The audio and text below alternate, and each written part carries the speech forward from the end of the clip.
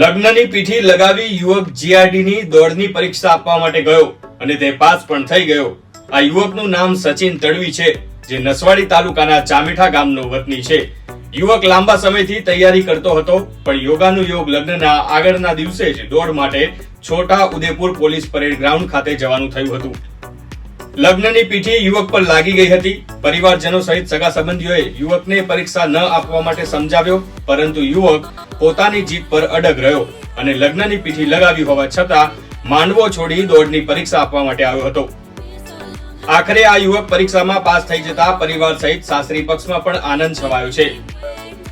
આવતીકાલે મને તેલ ને હલ્દી ચડી છે અને આ જીઆરડી ની પરીક્ષા માટે હું દોડની પરીક્ષા માટે છોટાઉદેપુર આવ્યો છું અને આ દોડની પરીક્ષા મેં પાસ કરી છે, એ માટે મને ખૂબ આનંદ છે।